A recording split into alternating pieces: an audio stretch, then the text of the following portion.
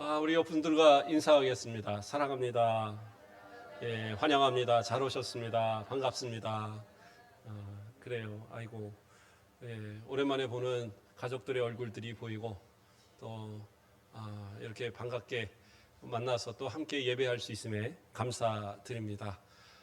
또 먼 길 또 우리 가족들을 찾아 떠난 성도들도 많이 있는 것 같은데 어쨌든 오늘 이 시간 예배하는 우리 성도들에게 또 하나님의 한량없는 은혜가 풍성하게 임하기를 주님의 이름으로 축원드립니다. 오늘은 가족이란 제목으로 함께 말씀을 나누고자 합니다. 가족. 가족이란 어떤 의미입니까? 예, 한자로 가족을 제가 한번 좀 찾아봤어요. 가족이란 게 어떤 말일까? 가라는 건 이제 집가고, 예, 족이라는 것은 결의족 또는 무리족 이러한 의미입니다. 그러니까 그 집안에 같이 있는 무리 뭐 이런 뜻이 되겠죠. 그런데 이것을 좀 더 자세하게 한번 좀 찾아보니까 이 집가라는 것은 집면자에다가 돼지 시자가 이렇게 합쳐진 거라고 합니다. 예, 이것도 약간 해석이 분분하긴 한데 제가 볼 때 가장 어울리는 해석을 보면 같은 집안에 한 아버지 어머니 아래 돼지 같은 예, 돼지가 이 자식을 많이 낳잖아요. 한 번에 막 10몇 마리씩 낳고 이렇게 어느 뭐 예전에 짜장면집 같은 데 가면 돼지 이렇게 누워 있고 새끼들 10마리가 쭈르륵 이렇게 젖먹고 있는 이런 그림들 이렇게 있었거든요. 그런 것처럼 돼지는 좀 이렇게 많이 다산의 상징이 됩니다. 그래서 집안에 돼지들이 이렇게 가득한 그러한 모습. 그러니까 한 부모 아래 자녀들이 아주 돼지 새끼가 이렇게 열심히 젖을 빨고 있는 모습처럼 그렇게 가득 차 있는 이러한 모습이 가정의 모습이다라는 거죠. 그 다음에 족자는 또 어떤 말이냐? 이것은 이 한자가 예, 그 언자인데요. 앞에 언자가 붙는데 이 언자가 뭐냐면 깃발 나붓길 언이래요.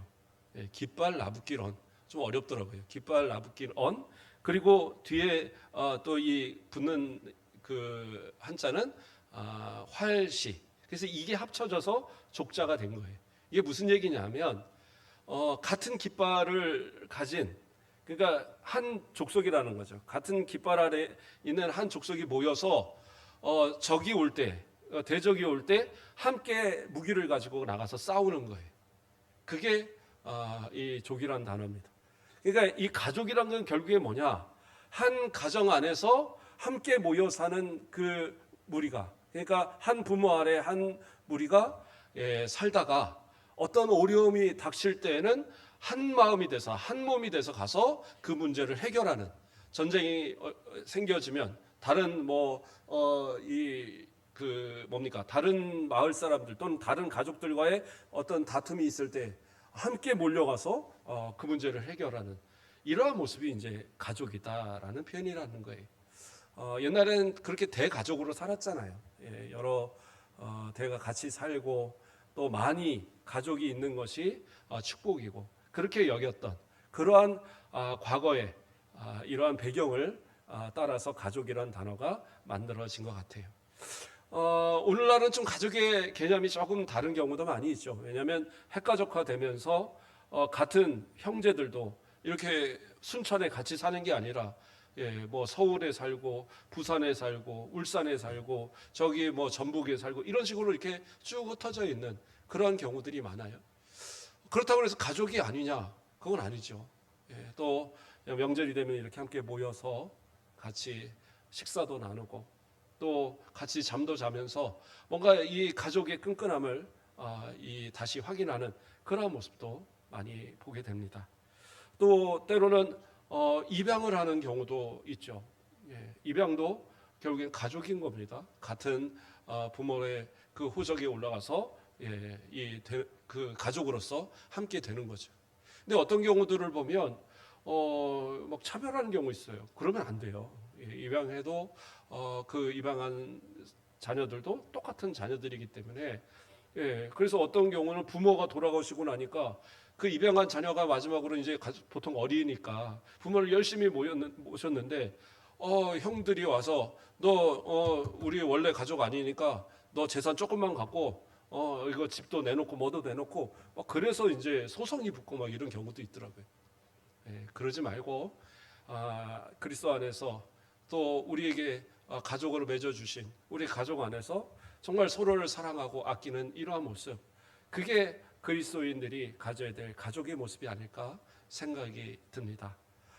가족, 우리 성도들이 생각하는 가족은 어떠한 모습입니까? 예, 저는 가족에 대한 좀 애착이 강한 사람 중에 하나예요. 예, 그래서 가족들이 이렇게 뭔가 같이 있고 하는 거 참 좋아하는데, 저희 이제 아버지도 돌아가셨고, 제가 원래 형제가 셋이었는데 막내 남동생이 어렸을 때, 제가 초등학교 때 먼저 이제 집안의 사고로 먼저 하늘나라 가고, 뭐 아시는 분은 알지만 작년에 제 여동생이 먼저 또 갔어요. 어린 젊은 나이에. 그리고 나서 보니까 제가 혼자 되었더라고요. 예, 물론 어머니가 계시지만 어머니 이제 같이 좀 살아요. 둘밖에 없는데 그랬더니 한 80 넘으면 오겠다 뭐 그러시던데 또 그때 가봐야 될 것 같아요. 예, 분명히 70 넘으면 온다고 그러셨는데 안 오시는 거 보니까 어쨌든 그런데 이 먼저 가신 이 가족들, 그러니까 형제들 또 아버지 생각할 때면 항상 후회되는 것이 뭐냐? 살아계실 때 또 동생은 살아있을 때 좀 더 잘해줄 것, 그 못해준 것이 1년이고 2년이고 3년이고 기억에 항상 되고, 때로는 10년 전 일들도 뭐 기억이 나고, 그러면서 그때 좀 더 잘해줄 걸 하는 이런 후회들이 많이 생기게 되더라고요. 제가 아버지에 대한 그 애착이 좀 많았던 것 같습니다. 아버지를 참 존경했고, 또 그랬던 모습이었는지 가끔은 또 생각이 문득문득 납니다. 나면은 좀 이제 그러한 표현들을 우리 자녀들한테 할 때도 있어요. 할아버지 보고 싶다는 얘기들을 좀 하기도 하고. 근데 저희 막내 같은 경우에는 할아버지를 한 번도 못 봤거든요. 예. 나중에 가셔서 태어났으니까. 그런데 막내가 어느 날 이거 할아버지 목소리 아니야? 그러면서 저한테 들려주는데 할아버지 목소리가 들리는 거예요. 야, 이거 어떻게 된 거냐 그랬더니 제가 할아버지를 보고 싶어 하는 것 같으니까, 그러니까 아버지를 보고 싶어 하는 것 같으니까 얘가 어디서 인터넷에서 뭐 찾아갖고 저희 그 아버님의 성함을 찾아갖고 어떻게 해갖고 예전에 어디 이제 그 출마하면서 이제 나왔던 그 음성이, 연설했던 음성이 녹음되어 있는 거예요. 그걸 어떻게 찾았는지 찾아서 선물로 저한테 주더라고요. 그래서 저는 핸드폰에다가 녹음해놓고 가끔 들어보는데 예. 그러면서 생각이 드는 것이 마찬가지로 좀 더 잘해드렸으면 하는 생각. 예. 그래서 저는 우리 어른들이 돌아가시고 가서 장례를 치르게 되면 눈물이 많이 납니다. 왜 눈물이 나느냐? 그때 이제 아버지한테 그 좋은 신발 하나 못 사드린 것, 이러한 것들, 그 원하시는 거 들어주지 못했던 것들이 막 마음에 생각이 나고, 그래서 우리 어른들이 돌아가시면 그 자녀들한테도 후회되면 형제들끼리 싸우지 말고 더 서로에게 잘하고 그렇게 하라고 당부를 하는데, 제가 또 동생이 먼저 가고 나니까 생각이 드는 것이 못해준 것이 또 그렇게 많이 기억이 나더라고요. 이게 가족이라서 그런 것 같아요. 그렇지 않습니까? 남이라고 한다면 솔직히 그래요. 이렇게 결혼하고 가정을 꾸미고 또 형제가 흩어져 살고 부모님과 따로 살고 그러면 부모님 얼굴 보고 형제들 얼굴 보는 일이 그렇게 많지 않잖아요. 1년 가봐야 이렇게 명절 때나 한번 볼까? 더군다나 온 가족이 함께 모이는 일은 정말 쉽지 않습니다. 그러면 자주 보는 사람은 오히려 뭐예요? 옆에 있는 옆집 사람들, 같은 동네 사람들, 우리 어느들 같으면 노인정에서 매일 보는 사람들, 또 우리 젊은 사람들 같으면 카페에서 보는 그 점원 얼굴, 또는 직장에서 보는 동료의 얼굴들, 뭐 이런 사람들을 더 자주 보게 되는데, 그러한 사람들, 그렇게 자주 보는 사람들 중에 누군가가 먼저 장례를 치르는 일이 있다고 그래서 그 집에 가서 통곡을 하면서 아이고 아이고 하는 그런 사람이 과연 있으십니까? 예, 물론 너무 잘해주신 분이 있으면 그럴 수 있겠죠. 그러나 대부분은 안타까운 마음을 들지만 아이 그래 안 됐네 그 정도로 끝나는 거지. 거기서 막 통곡을 하고 1년이 돼도 가슴 아파하고 2년이 돼도 가슴 아파하고 내가 10년 전에 못해준 것 때문에 마음 아파하고 이러진 않잖아요. 근데 가족은 어때요? 1년 만에 한 번씩 봐도 2, 3년을 못 봐도 때로는 서로가 왼수져서 막 그러다가 화해 못하고 먼저 가는 일이 생겨도 그것이 후회돼서 가슴 아파하는 것이 형제고 가족이고 부모와 자녀들의 모습이 아닌가 생각이 듭니다. 그게 가족 그렇잖아요. 그래서 가족은 좀 특별한 것 같습니다. 성경에도 가족에 대한 이야기가 많이 나오죠. 십계명에서도 가장 하나님께 대한 1계명부터 4계명을 제외한 우리 인간관계 가운데 필요한 6개의 계명 가운데 가장 먼저의 계명이 뭐예요? 내 부모를 공경하라 라는 말씀입니다. 신명기 5장 16절 말씀을 보면 너는 내 하나님 여호와께서 명령한 대로 내 부모를 공경하라. 그리하면 내 하나님 여호와가 내게 준 땅에서 내 생명이 길고 복을 누리리라. 이렇게 말씀하십니다. 이게 뭐예요? 가족. 가족의 가장 기본이 되는 그 시작이 누구예요? 부모잖아요. 아버지와 어머니. 아버지와 어머니를 통해서 내가 존재하고 형제가 존재하고 가족이 만들어지는 거예요.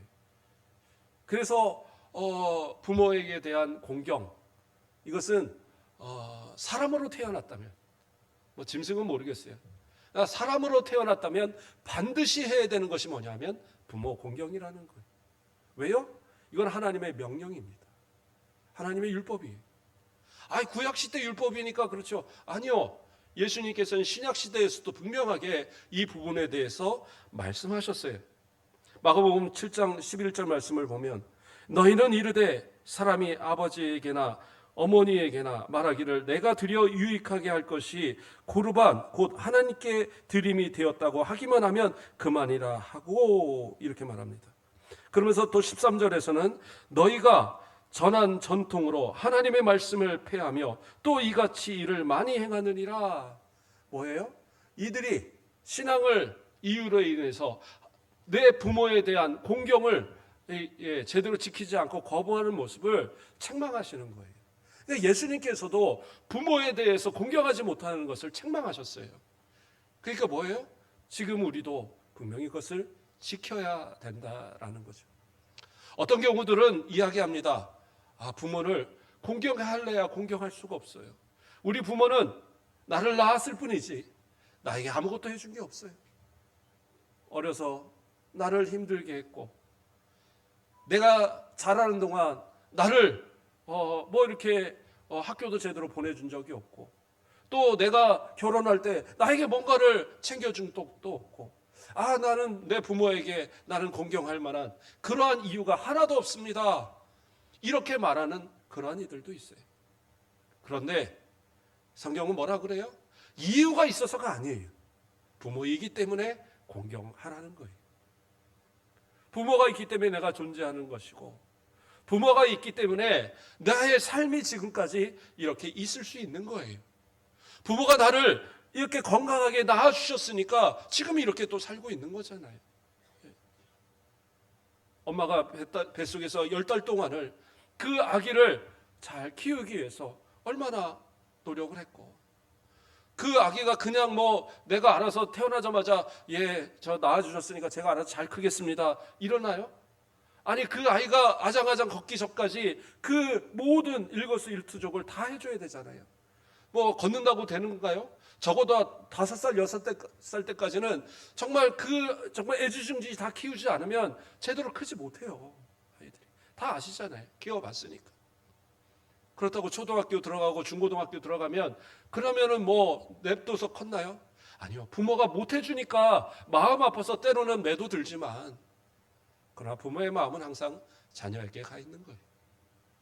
그러므로 부모를 공경하는 것은요, 가족이라고 한다면 그 가운데 부모는 공경의 대상이 돼야 되는 게 맞아요.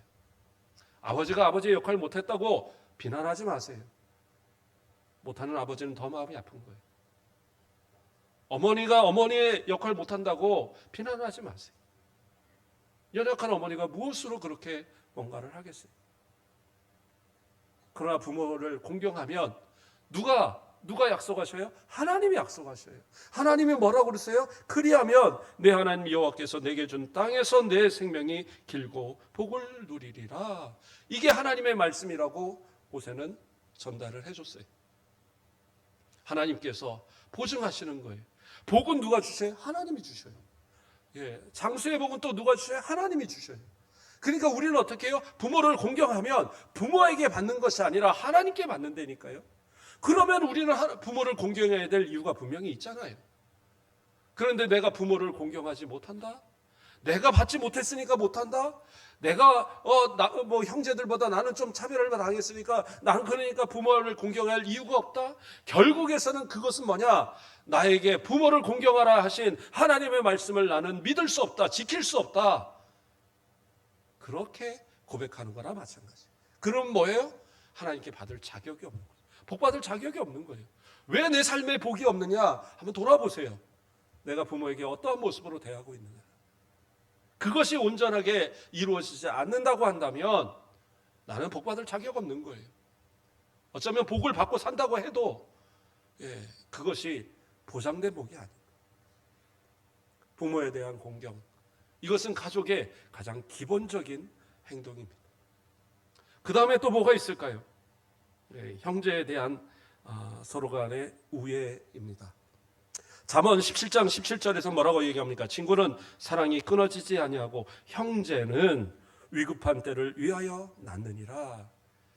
이거 보십시오. 형제는 위급한 때를 위해서 난다고 그랬는데 저희 형제들은 제가 이렇게 어려운데도 저를 모른 척합니다.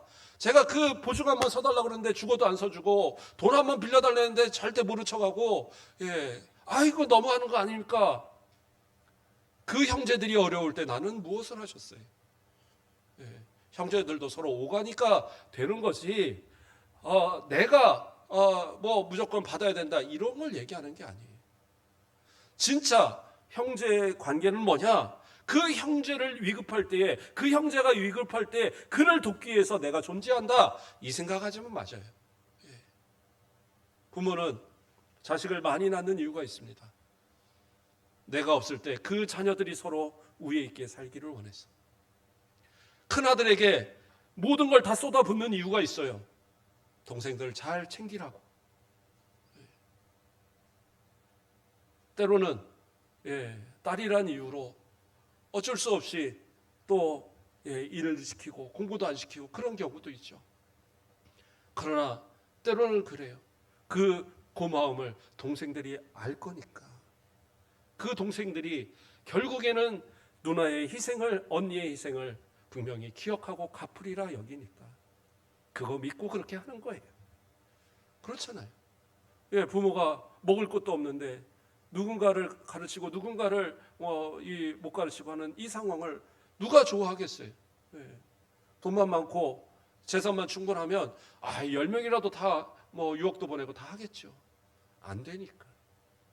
그렇다고 한다면 부모의 마음을 좀 기억하시고, 또 하나님께서 내게 나를 통하여 또 주실 복이 있다라는 것을 좀 기억하고, 그리고 내 형제가 위급할 때 그들을 돕고자 하는 항상 그러한 마음, 그걸 항상 갖고 있는 그러한 우리의 모습이 되어야 그게 바로 올바른 형제들의 관계의 모습인 거예요. 대부분 보면 부모가 살아계실 동안은 그래도 형제들이 잘 지냅니다. 근데 부모가 안 계시고 나면 형제들이 모이기도 힘든 경우가 많아요. 심지어는 그 마지막 재산 얼마 되지도 않는 거 가지고 형은 더 받았네, 동생은 더 받았네, 그리고 서로 싸우는 것이 또 이 형제들의 모습이 될 때가 있더라고요. 그러지 마시고 정말 부모를 공경한다고 한다면, 그 부모 아래 한 자녀들이라고 한다면, 그러면 서로가 서로에 대한 이 사랑, 서로를 위한 내 희생, 내 좀 손해를 감수하는 그러한 관계, 이렇게 되어야지 서로가 잘 되는 거예요. 형제라고 그래도 뭐 똑같이 그건 없어요. 누군가는 더 헌신을 하니까 그 가족이 잘 되는 거예요. 형제들 간의 그러한 모습들. 요한일서 3장 17절에 이렇게 말씀합니다. 누가 이 세상의 재물을 가지고 형제의 궁핍함을 보고도 도와줄 줄 마음을 타드면 하나님의 사랑이 어찌 그 속에 거하겠느냐? 하나님의 사랑이 그 속에 어찌 거하겠느냐? 뭐예요? 형제들이 어려워하는데, 정말 고통스러워하는데 나는 재물을 가지고 있으면서도 나는 모른 척한다? 올바른 모습 아니라는 거예요. 아니 나도 죽겠는데 그런데 뭐 꼭 도와줘야 된다는 겁니까? 아니 뭐 그렇다고 뭐 누가 망하도록 도와주래요? 그래도 할 수 있다면 그 최소한 배는 골고 살지 않도록 도와줄 수 있는 것이 그게 형제 아니겠어요? 남들은 솔직히 좋을 때 친구이고 좋을 때 서로 뭐 관계지 어려워지면 다 떠나요. 그러나 결국엔 누가 남습니까? 가족이 남는. 가족의 관계 속에서 서로가 서로에게 정말 잘 지낼 때 오히려 더 서로에게 고마운 모습들을 자꾸 보이셔서 누군가가 더 힘들 때에 그 힘든 마음을 기쁜 마음으로 도와줄 수 있도록 그렇게 서로의 관계가 이루어지는 것, 그게 가족들의 올바른 모습들이 아닐까 생각이 듭니다. 오늘 처음 읽었던 본문에 야곱이 요셉을 만나는 장면이 나옵니다. 요셉은 어떠한 사람이었습니까? 야곱의 가장 사랑하는 아내 라헬의 아들이 11번째 아들로 태어나서 아버지가 애지중지 키운 아들이 요셉입니다. 근데 17살에 형들에게 그 웅덩이에 죽을 뻔하고 또 유다가 이 이야기에서 죽이느니 차라리 팔자. 그래서 상인들에 팔려 저 애국까지 노예로 끌려간 사람이 바로 이 요셉이었어요. 그리고 그가 30세에 총리가 되고 그리고 이제 7년 풍년과 이제 흉년이 한 2년쯤 지났을 때입니다. 그의 나이 한 39 정도 됐을 그 나이. 이제 아버지의 나이가 이 요셉을 만날 때 이때 나이가 130세거든요. 그러니까 요셉이 생각할 때 아버지는 벌써 돌아가셨겠구나. 우리 아버지는 어떻게 살고 계실까? 항상 그 가슴 아팠을 그 아들 요셉. 그런데 이 가뭄이 되고 나니까 형제들이 나타나는 거예요. 형제들이 나타나서 베냐민은 안 데려오고 10 형제들이 와서 아이고 저 양식 좀 사러 왔습니다. 이 아버지는 분명히 돌아가셨을 것이고 그렇다고 형제들한테 내가 복수하고 싶은 마음은 없고 아버지가 그래도 그렇게 나에게 사랑을 베푸셨는데 내 형제들한테 복수할 수는 없으니까 그래 저 베냐민이나 오게 해서 베냐민만 있게 하고 그리고 다 돌려보내야지. 그래서 어떻게 합니까? 다시 돌려보내면서 그 베냐민을 데려오도록 그렇게 하잖아요. 그래서 이제 술수를 써서 이 자루에다가 은잔을 집어넣고 그래갖고 이제 베냐민을 잡아놓으려고 딱 그랬어요. 근데 유다가 거기서 이야기하는 거예요.